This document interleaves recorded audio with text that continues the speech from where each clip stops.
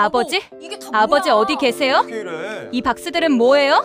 가구가 다 여보, 없어졌어. 거실 TV가 없어. 식탁도 없고 여기 등기서류도 이게 다 없어. 뭐야? 엄마, 할아버지 방이 텅 비었어. 옷도 하나도 없어. 연정이 바닥에 놓인 한 장의 종이를 발견한다. 떨리는 손으로 종이를 들어 올리는데 등기부 등본 사본 양도계약서 잔금 완료 도장이 찍혀 있음. 그리고 종이 아래 작은 쪽지 하나. 연정아, 잘 지내거라. 나는 내 인생을 찾으러 간다. 아버지가 우리 몰래 이 집을 판 거야? 여러분, 놀라셨죠? 저도 이 집을 떠나기 전 많이 떨렸습니다. 저는 올해 72살, 이름은 이만호입니다. 그리고 오늘 왜 제가 제 손으로 지은 집을 팔아버리고 사라졌는지 그 이야기를 하려고 합니다. 아내를 하늘로 보내고 혼자 살던 만호 씨에게 어느 날 딸 연정이가 찾아왔습니다. 아빠, 전세가 너무 올랐어요. 우리 아빠 집에서 같이 살면 안 될까요? 만호 씨 얼굴이 환해졌죠. 그래, 그래야지. 가족은 함께 사는 거지. 어서 오너라. 사실 그 큰 집에서 혼자 지내는 게 참 외로웠거든요. 그런데 여러분, 이때부터였습니다. 뭔가 조금씩 다른 게 보이기 시작한 거죠. 사위 상규 씨가 이사 오던 날 집 구석구석을 훑어보더니 이렇게 말했어요. 여기 재개발 예정지라면서요? 나중에 좋겠네요. 딸 연정이도 짐을 풀면서 말했죠. 아빠, 여기 구조 좀 손봐주세요. 우리가 살기 불편해서요. 아빠 덕분에 공사비 굳었네요. 고마워요. 만호 씨는 그때 뭔가 이상한 기분이 들었대요. 가족이 함께 산다는 기쁨보다는 왜인지 자꾸만 도움을 주는 사람 같은 느낌이 드는 거예요. 손주들은 할아버지 집 넓어서 좋아 하며 뛰어다녔지만 어른들 대화 속에서는 자꾸만 이 집 재개발 득이 된다는 말만 나오더라고요. 만호 씨는 그때까지 몰랐어요. 딸내가 이 집을 가족의 보금자리가 아니라 미래의 돈이 될 투자처 정도로 생각하고 있다는 걸 말이죠. 첫날 저녁 만호 씨가 온 가족 모인 식탁을 보며 혼자 생각했습니다. 참 좋다. 가족이 함께라니. 하지만 그 따뜻한 마음 한편에는 이미 작은 씨앗 하나가 심어지고 있었던 거죠.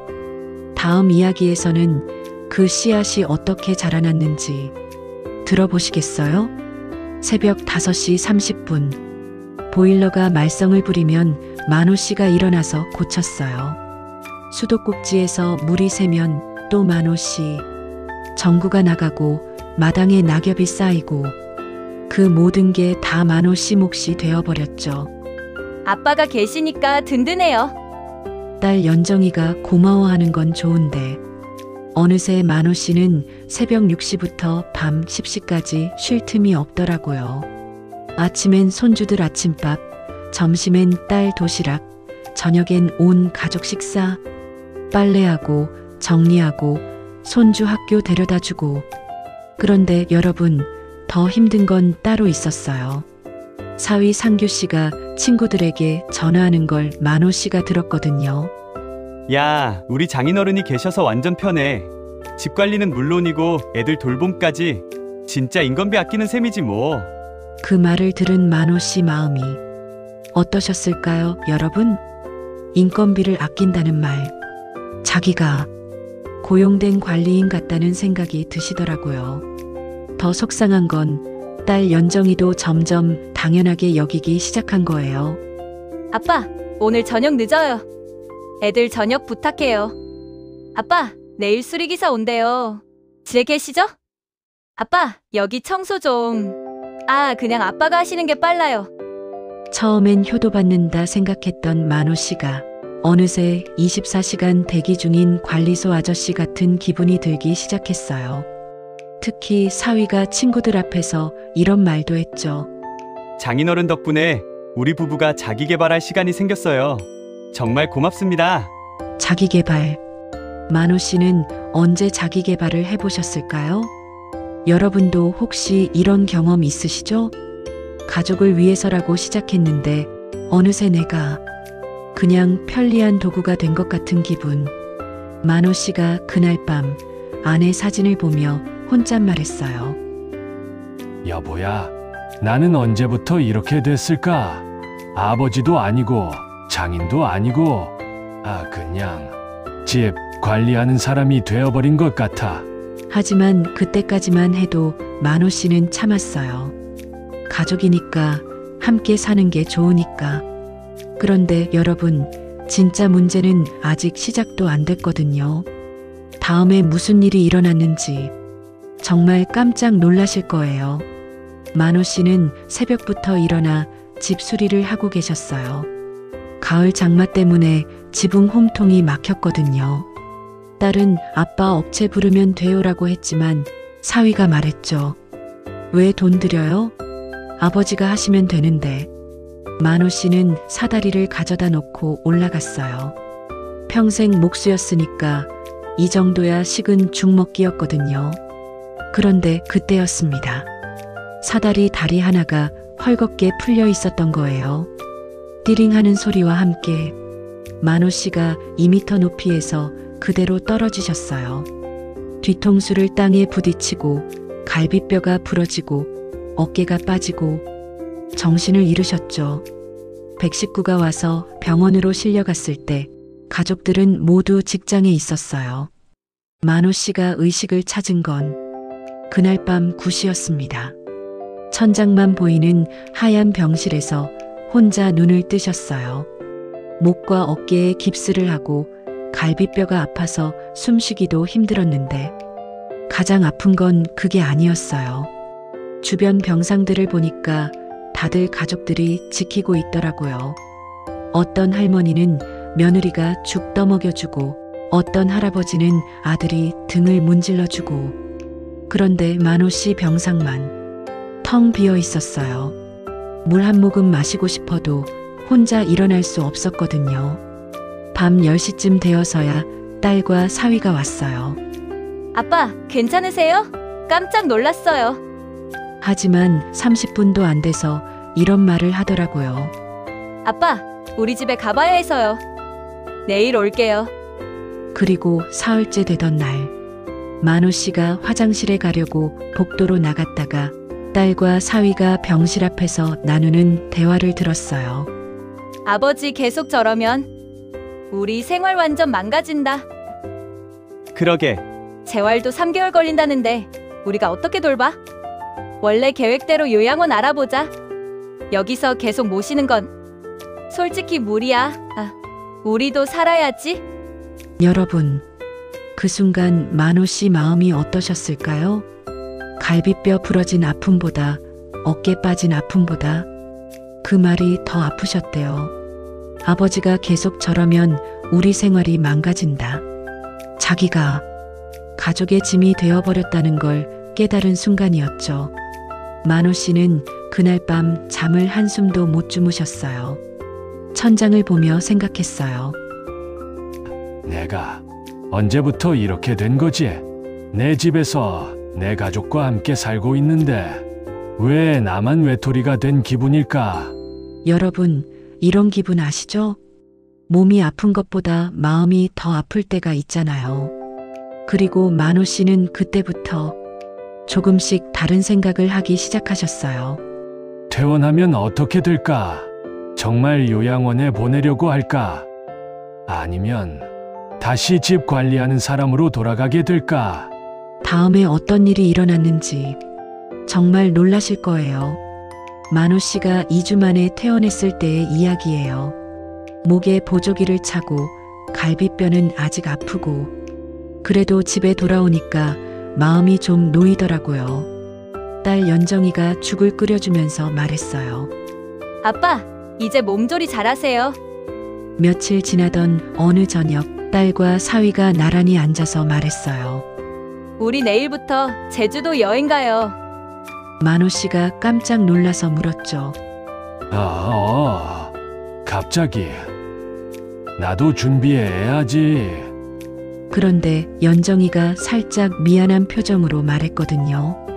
아빠는 집에서 푹 쉬세요. 우리만 다녀올게요. 만호 씨가 어리둥절해서 물었어요. 왜? 나는 왜 안 돼? 사위가 설명했죠. 아버지, 아직 몸이 불편하시잖아요. 여행 일정도 빡빡하고 걸어 다닐 곳도 많고. 연정이도 덧붙였어요. 애들도 너무 떠들고 뛰어다녀서 아빠 쉬시기 힘드실 거예요. 3박 4일인데 무리하시면 안 되잖아요. 그때 만호 씨가 깨달았어요. 이 여행은 처음부터 자기 없이 계획된 거였다는 걸. 항공료도 숙소도 일정도 모든 게 4명 기준으로 이미 예약되어 있었던 거예요. 언제부터 계획한 거니? 한 일주일 전부터요. 아빠 몸이 언제 나을지 모르니까 우리끼리만 가기로 했어요. 한 일주일 전부터 만호 씨가 병원에서 요양원 얘기를 들었던 그 시기부터 이미 가족들은 자기 없는 계획을 세우고 있었던 거죠. 손주들만 할아버지도 같이 가요. 라고 졸랐지만 연정이가 단호하게 말했어요. 할아버지는 아파서 안 돼. 우리만 가자. 미리 계획해놓고 나중에 알려주는 것. 그게 얼마나 서운한 일인지 말이에요. 만호 씨는 그날 밤 혼자 거실에 앉아서 생각했어요. 내가 정말 이 가족에게 필요한 사람일까? 아니, 이미 답은 나와 있구나. 일주일 전부터 나 없이 계획을 세웠다는 게 답이지. 3박 4일 동안 만호 씨는 텅 빈 집에서 혼자 계셨어요. 가족들이 보내온 여행 사진을 보면서 행복해하는 가족들 모습을 보면서 만호 씨는 조용히 중얼거렸어요. 나도 내 계획을 세워봐야겠다. 그리고 그 조용한 시간 동안 만호 씨는 어떤 결심을 하기 시작하셨어요. 가족들이 제주도로 떠나고 난 그날 밤 만호 씨는 텅 빈 집에서 혼자 앉아 계셨어요. 조용하더라고요. 정말 조용했어요. 평소 같으면 손주들 떠드는 소리, TV 소리로 시끌벅적했을 텐데 그 고요함 속에서 만호 씨는 문득 생각났어요. 돌아가신 아내와 함께 꿈꿨던 일들 말이에요. 여보야, 나중에 애들 다 키우면 바닷가 조용한 곳에서 작은 집 하나 지어서 살자. 당신이 목공일 하는 거 옆에서 보면서 나는 텃밭 가꾸고 그렇게 살면 얼마나 좋을까? 그때는 젊었으니까 시간이 많다고 생각했어요. 아내가 먼저 떠날 줄도 모르고 혼자 남을 줄도 모르고 만호 씨가 일어나서 다락방으로 올라갔어요. 먼지 쌓인 상자들 사이에서 낡은 스케치북을 꺼냈거든요. 30년 전에 그려놓은 도면들이 나왔어요. 바닷가 작은 집, 목공방이 딸린 집, 아내와 함께 그리던 그 꿈의 설계도들 말이에요. 여보야, 이제라도 늦지 않았을까? 만호 씨가 혼잣말하면서 그 도면들을 쓰다듬었어요. 그때 휴대폰이 울렸어요. 옛날 제자 동현이에게서 온 전화였어요. 스승님, 안녕하세요. 요즘 어떻게 지내세요? 아, 동현아. 그냥 그래. 스승님, 혹시 시간 되시면 저희 바닷가 마을 내려오세요. 목공방 자리 하나 비워뒀어요. 마을 어르신들이 스승님 솜씨 보고 싶어 하세요. 바로 그 순간이었어요. 만호 씨 가슴이 뛰기 시작한 건 바닷가 마을이라고? 네, 여기 완전 조용하고 공기도 좋아요. 스승님 같으신 분이 오시면 정말 좋을 것 같은데. 전화를 끊고 나서 만호 씨는 다시 그 도면들을 봤어요. 30년 전 꿈이 갑자기 현실이 될 수 있을 것 같았거든요. 다음 날 만호 씨는 부동산에 전화했어요. 여보세요. 집 매매 상담 받고 싶은데요. 네, 어떤 집이신가요? 제가 평생 살던 집입니다. 제가 직접 지은 집이에요. 부동산 직원이 며칠 뒤 와서 집을 둘러봤어요. 정말 튼튼하게 지으셨네요. 요즘 이런 집 보기 어려운데 재개발 예정지라 시세가 좋을 것 같아요. 그날 밤 만호 씨는 아내 사진 앞에 앉아서 말씀드렸어요. 여보야, 미안해.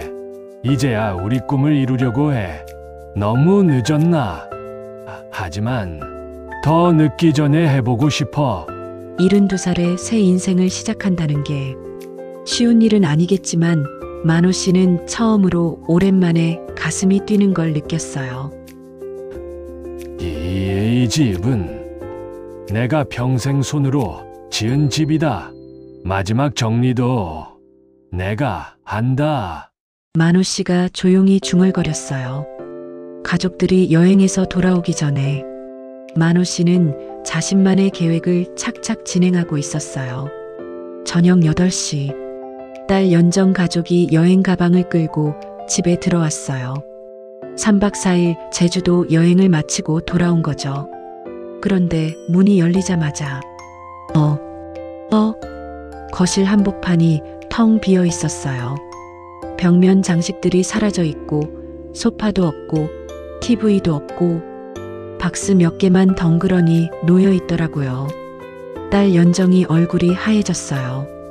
아버지? 아버지 어디 계세요? 이 박스들은 뭐예요? 사위 상규가 황급히 방들을 둘러봤어요. 여보, 안방도 텅 비었어. 옷장도 없고. 손주가 소리쳤어요.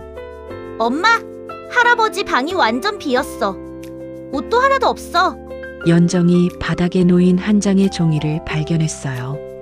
떨리는 손으로 종이를 들어 올리니까 등기부 등본 사본 양도 계약서 잔금 완료 도장이 찍혀 있었어요. 그리고 종이 아래 작은 쪽지 하나. 연정아, 잘 지내거라. 나는 내 인생을 찾으러 간다. 아버지. 연정이 주저앉았어요. 아버지가 우리 몰래 이 집을 판 거야? 바로 그때 현관문이 열리면서 만호 씨가 들어오셨어요. 작은 가방 하나만 들고 계셨죠. 다녀왔니? 연정이 눈물을 흘리며 소리쳤어요. 아버지, 이게 뭐예요? 왜 집을 팔았어요? 만호 씨가 조용히 대답했어요. 너희가 우리끼리만 여행 간 그날 나도 내 인생을 찾으러 갔다. 사위 상규가 당황해서 말했어요. 아버지, 우리 몰래 이런 큰 일을 어떻게? 만호 씨가 차분하게 말씀하셨어요. 몰래? 너희도 일주일 전부터 나 몰래 여행 계획 세웠잖니? 나도 내 계획을 세웠을 뿐이야. 연정이 울먹이며 말했어요. 그럼 우린 어떻게 살라고요? 갑자기 이런 식으로. 만호 씨의 목소리가 조금 높아졌어요. 너희는 말했지. 내가 있으면 생활이 망가진다고. 내가 짐이 된다고. 이제부터는 너희가 너희 힘으로 살아라. 사위가 결국 진심이 튀어나왔어요. 재개발되면 돈 되는 집인데 아버지가 왜 혼자? 만호 씨가 사위를 똑바로 봤어요. 그래, 결국 이 집이 돈이었지. 인건비 아끼는 집, 나중에 돈 될 집. 근데 이 집은 내가 지은 집이다. 돈 얘기하는 사람들에게 맡길 생각 없다. 연정이가 울면서 말했어요. 아버지, 우리가 언제 그런 말을... 요양원 얘기도 했지. 내가 계속 아프면 너희 생활 망가진다고. 나를 짐으로 봤으면서 이제 와서 뭐가 섭섭하다는 거니? 만호 씨가 가방을 들고 현관으로 향했어요. 나는 바닷가로 간다. 거기서 내가 하고 싶던 일 하면서 살 거야. 이제 너희도 진짜 너희끼리 살아봐라. 손주가 울면서 매달렸어요. 할아버지, 가지 마요. 만호 씨가 손주 머리를 쓰다듬었어요. 할아버지는 멀리 안 간다. 휴가 때 놀러와. 바다 구경시켜 줄게. 그리고 연정이에게 마지막 말을 남겼어요. 연정아, 너희가 진짜 가족이라고 생각했으면 나를 빼고 계획 세우지 말았어야 했다. 문이 닫히고 만호 씨는 사라졌어요. 남겨진 가족들은 텅 빈 집에서 처음으로 정말 그들끼리만 남게 되었죠. 만호 씨가 바닷가 마을에 도착한 건 그 다음 날 오후였어요. 제자 동현이가 역에서 마중 나와 있었죠. 스승님, 정말 오셨네요. 차 안에서 동현이가 말했어요.